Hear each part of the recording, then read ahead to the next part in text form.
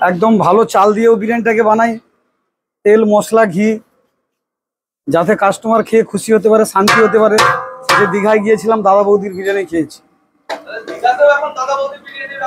হ্যাঁ হ্যাঁ, আর পুরো আমার লোকাল কাস্টমার তো প্রচুর, লোকাল কাস্টমারের জন্য তো আমি বিরিয়ানিটাকে বানিয়ে শেষ করতে পারছি।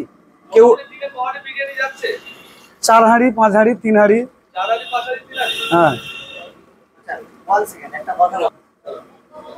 সবার কাছে তো বিরিয়ানি 80 টাকায় বিরিয়ানি পান, কিন্তু আমার কাছে 100 টাকায় বিরিয়ানি কেন ভালো, কি কেন না, আমি বিরিয়ানিটাকে ভালো খাবার বানাই বা কোনো বাসি পচা কিছু দিই না, একদম কারেন্ট মাল খাওয়াই, এখুনি বানিয়ে এখুনি বিক্রি করি, সঙ্গে সঙ্গে কাস্টমার খেয়ে আমাকে বলে দাদা আপনি দারুণ বানিয়েছেন।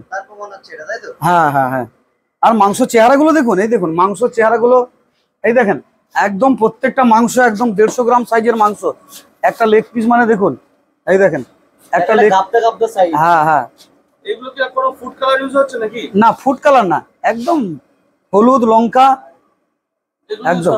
হ্যাঁ হ্যাঁ হ্যাঁ, মানে অনেক জায়গায় দেখেছি যে বেশিরভাগ এই যে কালার বা বিরিয়ানির যে কালার নিয়ে আসার জন্য ফুড কালার ব্যবহার করে, সেগুলো কি? না না না, আমি সেইগুলো কোনো ব্যবহার করি না। আর এই যে এখানে যেটা দেখতে পাচ্ছি অরেঞ্জ কালার, এটা কি রয়েছে? এটাতে হচ্ছে যে ওই বিরিয়ানির ফ্লেভার। বিরিয়ানির ফ্লেভার, তাই তো? হ্যাঁ হ্যাঁ হ্যাঁ। আর কি চাল ব্যবহার করছেন এই দাদা বৌদির বিরিয়ানিতে? আমি ওটা হচ্ছে ট্রিপল এক্স।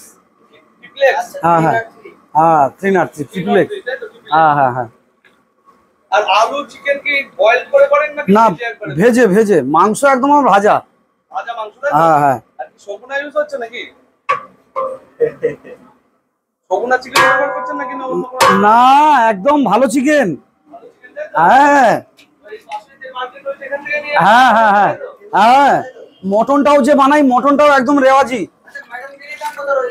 মটন বিরিয়ানির দাম করেছি আমি নিজে বানাই বলে 180 টাকা করেছি।